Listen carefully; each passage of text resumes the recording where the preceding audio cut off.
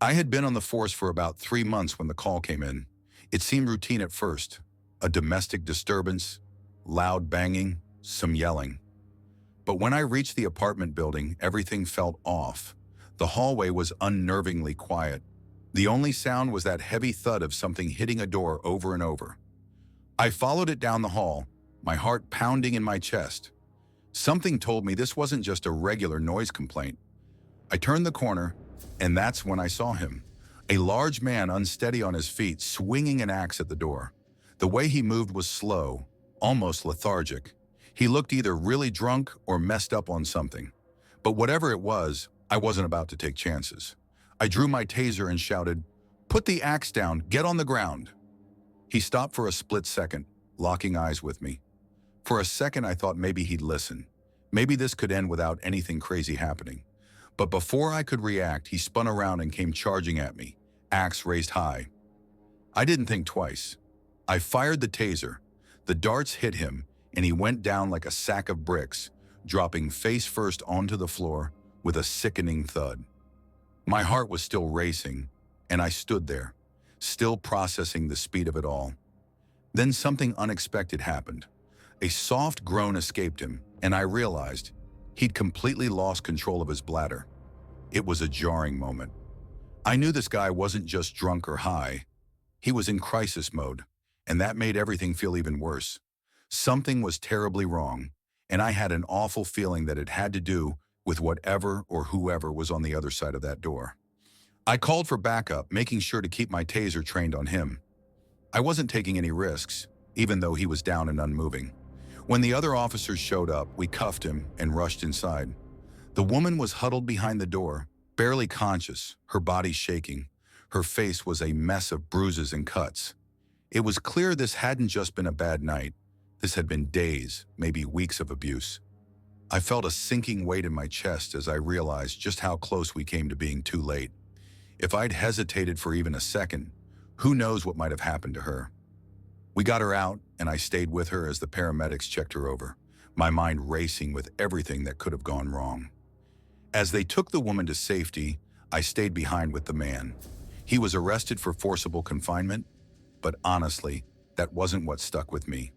It wasn't the man's history, his drug use, or his violent outburst. What haunted me was the look in the woman's eyes, like she had almost given up. She had been waiting for someone to come for her, but I could see it in her face. She didn't believe anyone would. It's moments like that that make you really think about how quickly things can go from routine to life or death. And it's moments like that that remind me why I'm doing this job. To make sure someone is there when it feels like there's no one else. To make sure that when someone is at their lowest, they're not left to face it alone. I was working late that night, just another routine shift at the 911 dispatch center. The phone had been pretty quiet, just the usual reports. But then, out of nowhere, the phone rang and everything changed. I answered it, and at first all I could hear was a whisper. I leaned in closer, trying to make out the words. "Please, help." The voice was shaky, barely audible, like someone was struggling to speak. I could hardly understand anything, but I managed to hear a few words. "I'm trapped. Please." My heart dropped. I kept asking, "Where are you? What's happening?" But it was almost like she was too scared to speak clearly. The only thing she managed to say was an address, so faint it barely registered. I told her to stay on the line, to hang in there, and kept the call open while I sent officers. As I waited, the silence on the line felt deafening, and every second stretched out longer than the last. The officers arrived at the house, and right away, a man came to the door. He seemed calm, too calm. When they asked him if someone had called 911, he brushed it off like it was nothing. "Must have been an accidental dial," he said, his voice too smooth. But the officers weren't convinced. They stayed outside with him, asking more questions, trying to figure out what was going on. And then one of them noticed something, a tiny hand, just barely visible through a small window. It was waving, weak and frantic, trying to get their attention. I couldn't believe it. I told the officers what I'd heard on the phone, and they immediately rushed inside. Inside the house, they found a woman. She'd been beaten badly, locked away in a small room. She'd been trying to reach out for help, and the only thing she had left was that small hand at the window. I don't know what would have happened if they hadn't seen it. The guy still standing outside like nothing was wrong was arrested. Turns out he was holding her against her will, and the phone call had been her only chance to escape. They arrested him for forcible confinement, assault, the whole works. But what still haunts me is thinking about how close we were to not catching it. If I hadn't kept the line open, if that officer hadn't seen the hand, what would have happened? That whisper on the line, those few words saved her life. Every time I think about that night, it gives me chills. To this day, I can't shake the image of that small hand waving through the window, like a last-ditch effort to escape. It's something I'll never forget, and I always remember that sometimes a quiet voice can be the difference between life and death. It was one of those long, quiet nights on duty, the kind where you just want to get through the shift without anything unusual happening. But of course, things never go as planned. It was somewhere between 2:30 and 3 a.m. when I got the call, a welfare check for an elderly woman who hadn't been seen in weeks. She lived next door to the caller, we will call her Mary, a concerned neighbor, and something about the situation already felt off. The storm had been rolling in for hours, no rain, just thunder, and the tension in the air only made it worse. When I got to Mary's house, she looked visibly shaken, but she managed to tell me what was going on. She said the woman next door was in her 90s, lived alone, and had just stopped responding to calls. No one had seen her for days, maybe weeks. She had knocked on the door and even tried calling, but nothing. The car parked outside had a thick layer of dust on it, the mail was piled up, and the lights inside were all off. I started thinking maybe the woman had passed away and no one had found her yet. I checked the side door and knocked hard enough that anyone in there should have heard it, but no response. I walked to the backyard, shining my flashlight around. The windows were fine, no broken glass, nothing seemed out of place. The complainant had no idea if the woman had any relatives, so by now I was pretty sure this was going to be a sad discovery. When I walked to the front of the house, I noticed something strange. The blinds on the windows were up, but I couldn't see much because they were high off the ground. That's when the complainant ran back next door and grabbed a bucket for me to stand on. I climbed up, and for the first time, I got a clear view inside. There was a faint glow coming from the living room. The TV was on, showing a blue screen. The light was bright enough that I didn't even need my flashlight. I scanned the room. The floor was clear, the couch empty, the recliner was empty. The phone's home base was blinking red with missed calls. It was strange, unsettling, and I couldn't shake the feeling that something wasn't right. As I looked into the hallway, I could see it was dark. I used my flashlight, trying to peer deeper down, but it was hard to see much. All I could make out was an open door at the end of the hall. That was when I turned back to the complainant and said, "Everything seems fine. Nothing's disturbed." But when I turned back toward the window, I'll never forget what happened next. There, right up against the glass, was an elderly woman's face staring at me. She was so close I could almost feel her breath. I froze. My heart skipped a beat, and for a moment, I couldn't breathe. It felt like someone had just hit me in the chest. I stumbled back, falling off the bucket. Mary rushed to help me up, but I shoved her off. I had to see it again. I climbed back onto the bucket, my hand instinctively going to my gun, but I didn't pull it out. I was just scared. I looked through the window again, and there she was, an old woman, frail and wearing a long nightgown, standing in the hallway with her back to me. Then slowly, she turned her head to the side and looked at me out of the corner of her eye. She didn't move, just stood there, her gaze never leaving me. After what felt like forever, she slowly walked out of sight, down the dark hallway. My blood ran cold. I climbed down from the bucket, trying to make sense of what I'd just seen. Mary looked at me confused. All I could say was, "I saw her." By then, the storm had picked up. Heavy wind, the first drops of rain hitting the ground. I was shaking as I walked back to my car, but before I got in, I turned to Mary one last time. "Don't come back here," I told her. There was something in my gut that told me it wasn't safe. I drove back to the station, and I never found out what happened to that woman. Mary didn't call back. The house was eventually rented to new tenants. But I can't help but wonder, after all these years, what really happened in that house. Some things are better left unanswered. I've seen a lot of things in my career, but nothing quite like this. From UFO chases to ghost calls, I thought I'd seen it all. But nothing could prepare me for the night I saw something that still messes with my head to this day. It started like any other night. I brought in a guy for domestic violence, a real tough guy. He was rowdy, throwing his weight around, so they had me book him while the sergeant and another officer hung around to help. I was doing the usual paperwork, the same stuff I'd done 1,000 times before.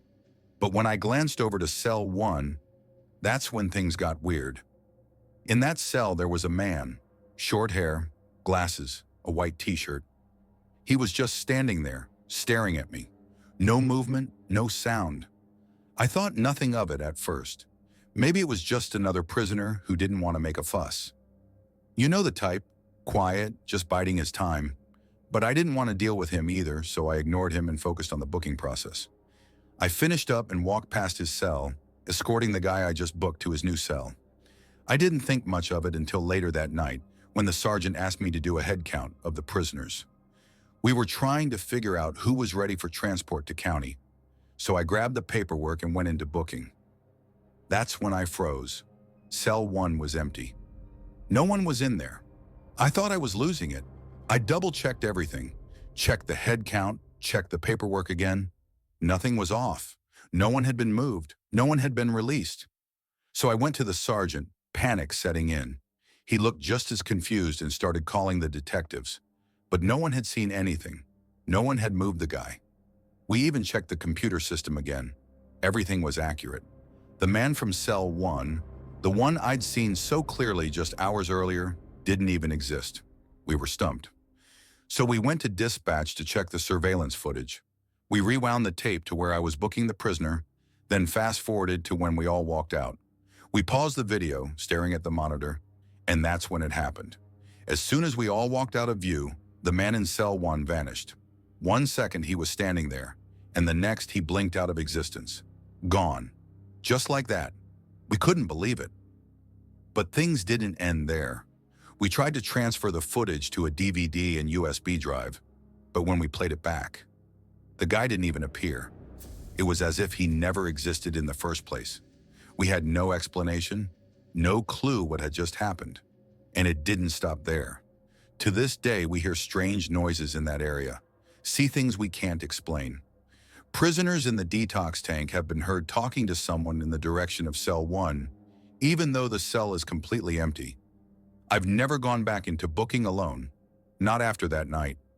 Something about it still haunts me, like we all saw something we weren't meant to see, and I'm still not sure what it was, or who it was, but whatever it was, it still lingers. Over 20 years ago, when I was just starting out in law enforcement, I got a call that would stick with me for the rest of my career. It was a routine alarm at the old PTA building in downtown Austin. On a quiet night like that, nothing was supposed to happen, but there was something about it that felt off from the start. By the time I arrived, the alarm had gone quiet, but my senior officer and I were still tasked with checking the area for any signs of a break-in. We made sure the perimeter was secure, but something about that place didn't sit right with me. We found a door on the east side of the building, slightly ajar. I took my position there while my senior officer finished his rounds. I stood just staring at the door, trying to piece everything together. Then out of nowhere, the alarm went off again, louder than before. I barely had time to react before the door slammed shut right in front of me. It was so loud it felt like it shook the whole building. I froze, trying to process what had just happened. My senior officer rushed back to my side, looking confused and asking why I'd closed the door, but I hadn't touched it. It was like something had slammed it on its own. My gut was telling me something wasn't right. We called for backup and brought in a K9 unit to clear the building. As we moved through the building, the dog's behavior was strange. It was acting uneasy, sniffing the air like it was tracking something, but it wasn't picking up any scent.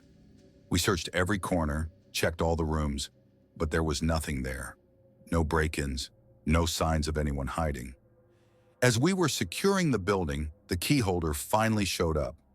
I told him what had happened: the alarm, the door slamming, and the strange behavior from the K9.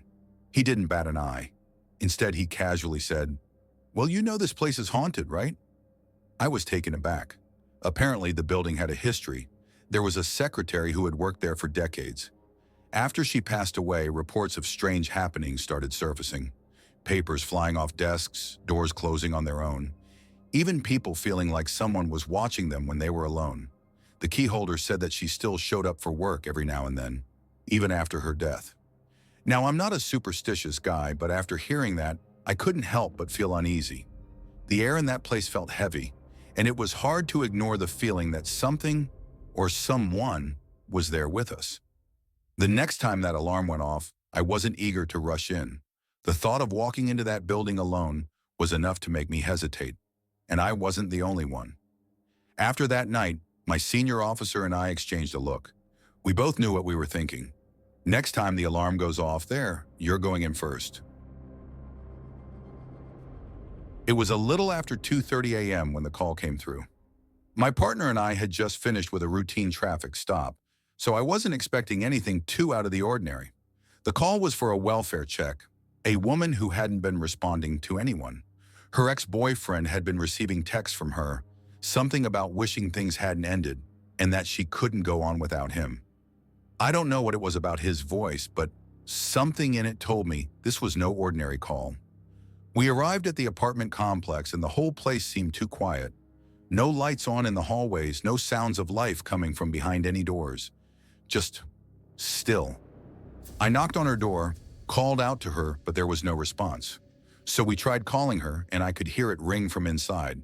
Then, just as we expected, we heard the click of the phone being picked up, followed by the unmistakable sound of it being slammed down. At that point, I knew she was inside. I knocked harder, no response. That's when we heard it. The faintest mumble. Barely a sound, but it was definitely her. It was slurred, disoriented. We gave her one last warning, told her we were going to break the door down if she didn't open up. It didn't take much. The door came off its hinges with a loud crack. When we stepped inside, I wasn't prepared for what we found. She was standing there in the middle of the hallway, barely able to stay upright. Her skin was pale, wet like she'd been sitting in water for hours. Her hands were covered in blood. At first, I thought she was just in shock, maybe overdosed, but when I got closer, I realized something wasn't adding up. I called for an ambulance and checked her pulse while my partner stayed on the phone with dispatch. The strangest part? The lights wouldn't work. We tried them all. Bedroom, bathroom, hallway, nothing. Everything was off, like the electricity had been deliberately cut. There was this cold, heavy feeling in the air, like something wasn't right. But we couldn't waste time trying to figure it out. We needed to get her out of there, and fast. I started scanning the apartment, looking for any signs of struggle, any clues. That's when I saw the candles. There were dozens of them, scattered all around the living room and bedroom. They were all burning low, their flickering light casting strange shadows on the walls. Then I saw it, written in what could only have been blood. Bible verses. The words were scrawled in a hurry, jagged and desperate. There was something so wrong about it. We continued searching, moving cautiously, trying to piece together what had happened. And that's when we found the bathtub.